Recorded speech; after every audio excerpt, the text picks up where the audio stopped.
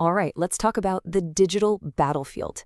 In the never-ending war against cyber threats, every organization needs a command center. Today, we're going inside that digital fortress, the Security Operations Center, or SOC, to really understand how the front line of cyber defense actually works. So, here's our game plan.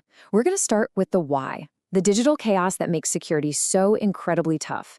Then, we'll get to the solution, what a SOC is, how it works, the different ways you can set one up, and of course, where it's all going. Let's jump in. First up, the digital danger zone.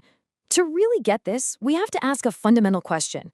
Why has cybersecurity become such a monumental challenge for, well, pretty much every organization on the planet? Does this feel a little familiar? For a lot of security teams, overwhelmed is just the normal state of being. The sheer volume, the sophistication of threats, it's staggering. It really is like trying to drink from a fire hose. And this chaos isn't just one problem. It's a whole bunch of critical challenges hitting all at once. You've got alert fatigue, where analysts are literally drowning in warnings. There's a massive ongoing skills shortage. Then there's tool overload, so many different systems that don't talk to each other.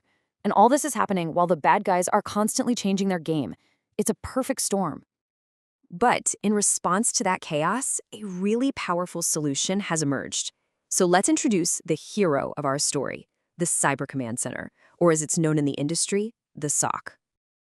At its core, a SOC is a centralized unit, a dedicated team with one clear mission: to monitor, detect, analyze, and respond to security incidents the moment they happen, 24/7.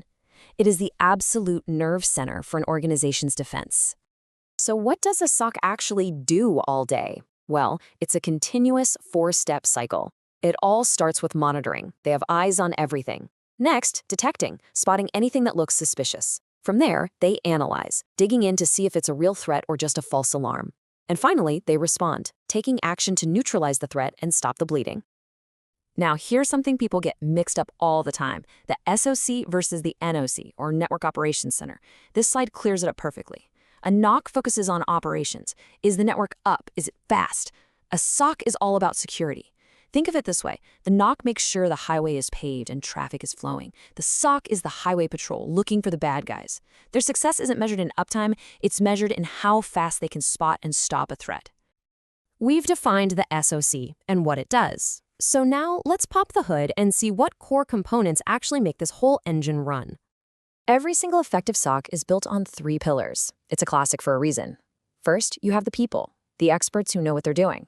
Then, the processes, the documented playbooks that tell them what to do. And finally, the technology, the tools that give them the power to see and act. If one of these pillars is weak, the whole structure is at risk. Let's zoom in on that people pillar.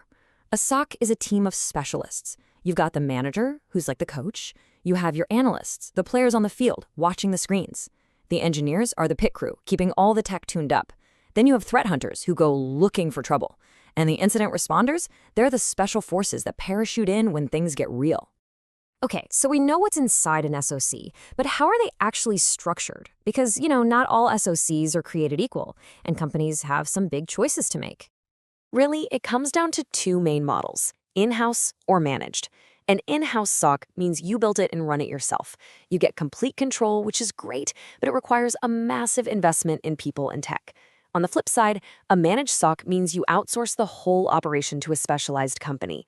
This is a game changer for businesses that don't have the resources to build their own, but still need that 24/7 expert protection. And no matter which model you choose, it runs on some seriously powerful tech. This is the arsenal. A SIEM is the central brain, pulling in data from everywhere. A SOAR platform is like the robot arms, automating responses to make everything faster. EDR and XDR are the security cameras on every single device. And threat intelligence and vulnerability scanners, those are your reconnaissance tools, helping the team spot an attack before it hits. The world of cyber threats never, ever stands still, so the SOC can't either. Let's take a look ahead and see how this command center is evolving to meet the challenges of tomorrow. The biggest shift by far is the move to AI-native operations. Just imagine an AI handling that first flood of alerts, automatically figuring out what's connected, and even kicking off the first response actions. This frees up the human analysts to focus on the really complex, tricky threats. We're talking about shrinking response times from hours down to minutes. We're also seeing this incredible rise of hyper-automation. basically automating absolutely everything that can be automated. A huge part of this is detection as code, where detection rules and response plans are built and managed just like software. It makes security responses super fast, super reliable, and way easier to adapt. And finally, data. Instead of having information locked up in a dozen different tools, the future is a single, unified security data lake. By pulling all your security data from the cloud, from laptops, from the network into one place, your AI and your analysts get a much clearer picture, making it way easier to spot threats and investigate them. We have covered a lot of ground, so let's pause and distill all of this down to the most important things you should walk away with. All right, here's your quick summary. A SOC is that central command center for all things cyber defense. It's always built on those three pillars: people, processes, and technology. Its main job is that constant 24/7 cycle: monitor, detect, analyze, respond. Remember, there are different models to fit different needs. And the future? It's all about AI, automation, and unified data.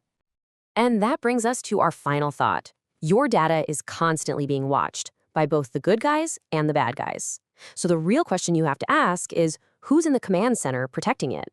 It's a critical question for every single organization in this hyper-connected world. Thanks for joining us.